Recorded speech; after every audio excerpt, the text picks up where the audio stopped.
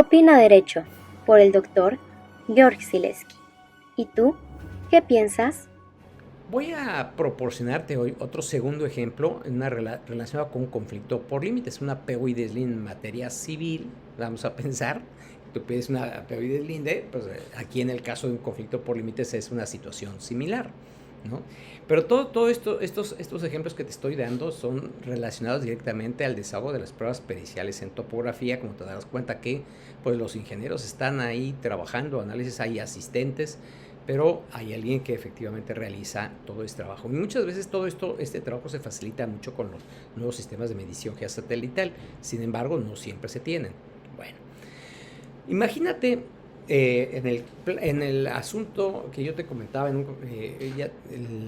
está el acta de posición y deslinde, y aquí ves el plano, un plano ya viejito de un poblado.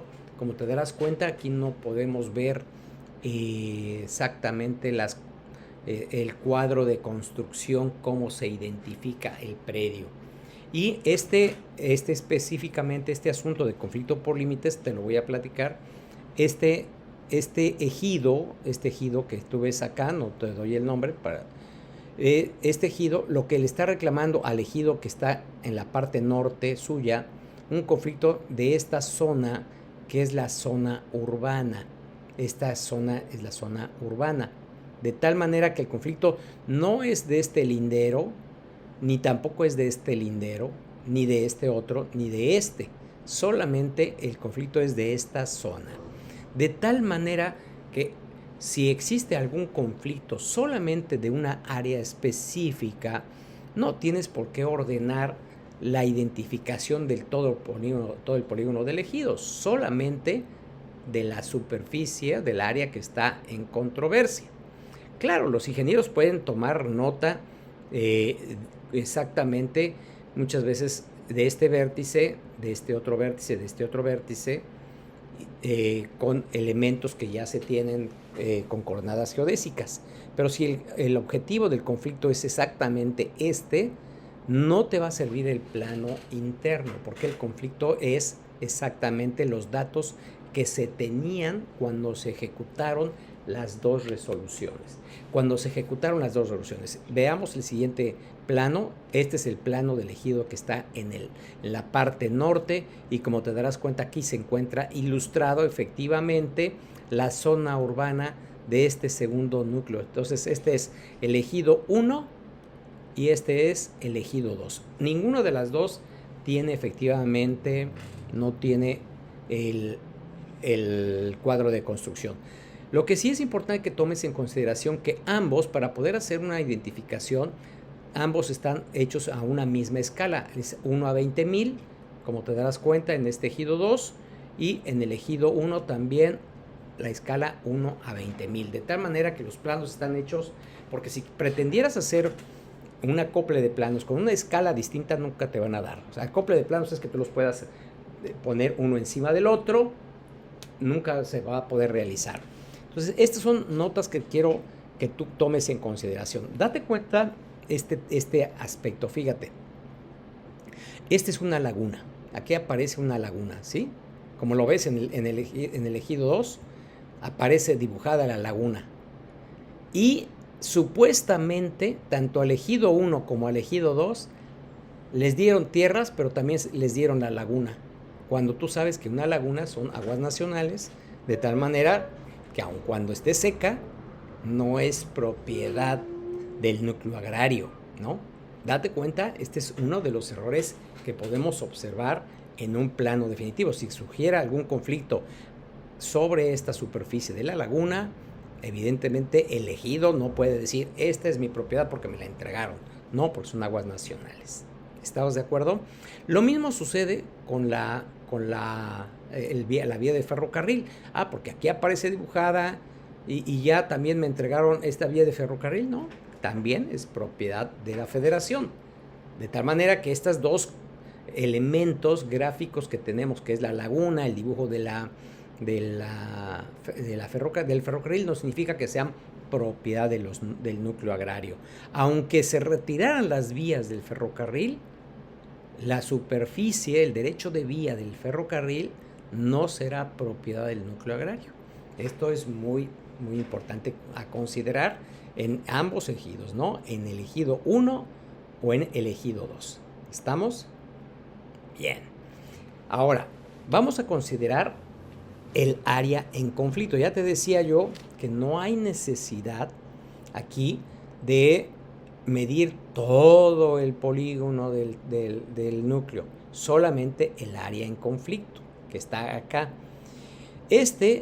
Exactamente el ejido 1 es quien está demandando el conflicto por límites, diciendo, la zona, porque vino el programa de certificación, el procede, y midió el procede con base a cómo actualmente se encuentra la zona urbana.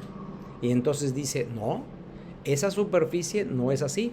De acuerdo a mi plano, acá tiene una medida, como tú lo podrás apreciar, yo lo apunté en lápiz, está 220 metros, de aquí, de esta esquina a esta esquina también 220 metros, de esta esquina a esta esquina son 220 metros, y de este vértice que está en la parte superior a esta esquina son solo 100 metros.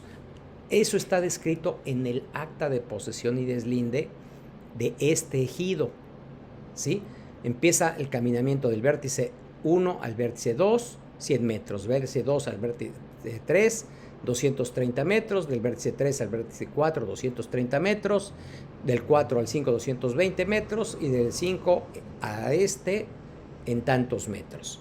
De tal manera que tú tienes que identificar en el acta de posesión y deslinde exactamente este caminamiento que hizo en el acta de posesión y deslinde. Y ya tú sabes que es un cuadrado prácticamente. Acá cierran la poligonal nada más en un dibujo, pero nada más es en dibujo porque realmente esto es propiedad del ejido 2, como lo podemos apreciar en esta parte, ¿sí?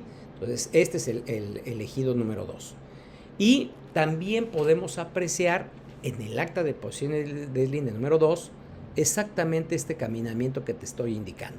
De este vértice a este vértice tiene 230 metros, de este vértice a este vértice 230, de este a este 230 metros. De tal manera que si ambas actas de posesión y deslinde coinciden en cuál es el caminamiento de este cuadrado prácticamente que está formándose, no hay conflicto por límites con relación a las ejecuciones, porque en el caso particular aquí se ejecutaron las dos al mismo tiempo, cosa curiosa.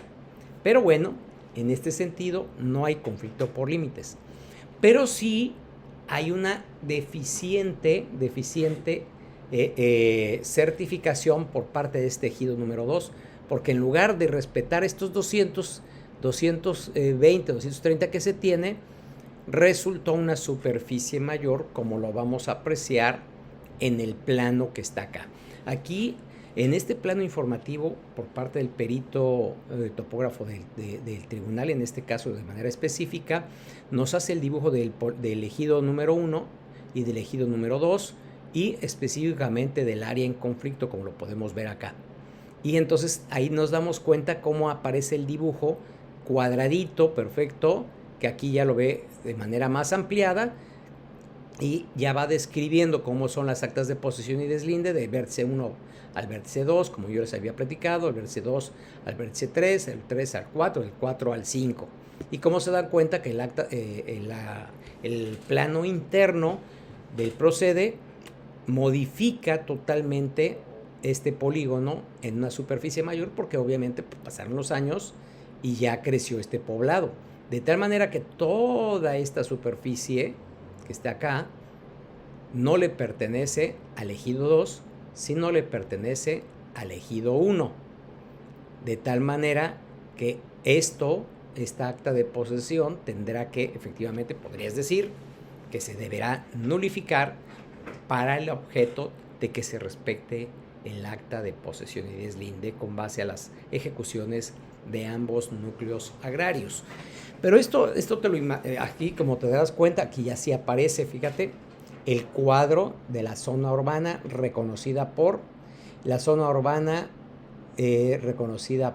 WAL, ¿sí? ¿Por qué razón?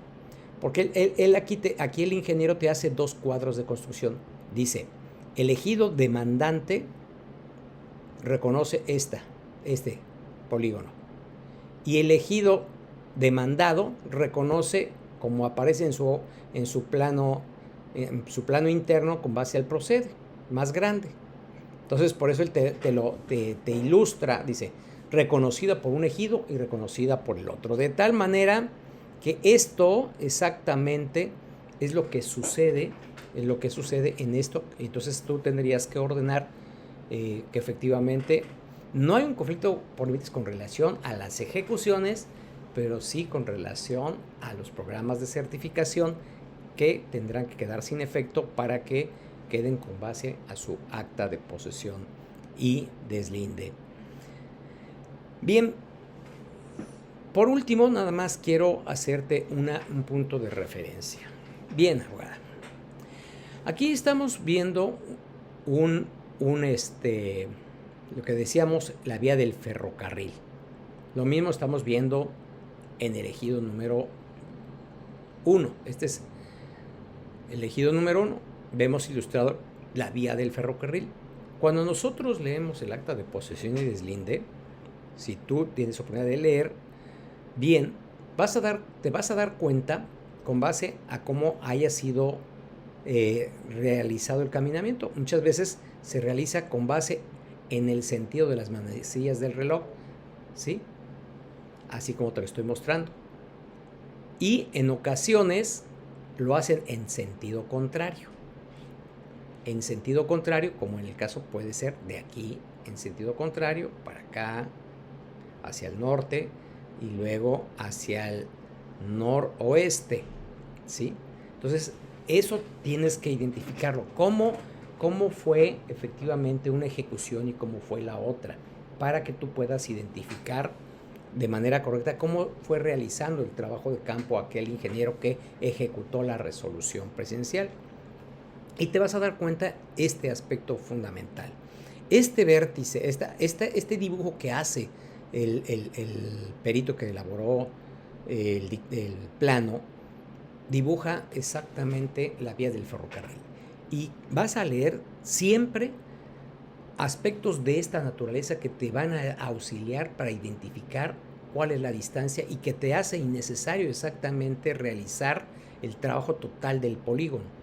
Este vértice este punto, que es la vía del ferrocarril, como lo podemos apreciar también en la vía del ferrocarril, este punto es un punto muy, muy identificado, porque esto, obviamente tú sabes que las vías de ferrocarril fueron hechas antes de 1800, de tal manera que si las ejecuciones fueron 1930 y tantos, 1920 y tantos, pues necesariamente ya existía el ferrocarril. Entonces, este vértice es fundamental. De aquí hay una distancia, a la parte noroeste, como te das cuenta, hay una distancia que tú puedes identificar en el plano definitivo. No necesitas esta medición para acá si el conflicto está aquí. Tú nada más necesitas identificar con relación a este punto. Lo lees en el acta de posesión y deslinde, si no lo localizas, lo lees exactamente en aquellas planillas de cálculo que yo te platicaba, donde están localizados, para obtener la distancia. Y es cuando los peritos te lo explican de esa manera para ese objetivo. Así es, ese es el acotamiento que yo quería hacerte de manera final y espero que te sea pues de utilidad todo este tema.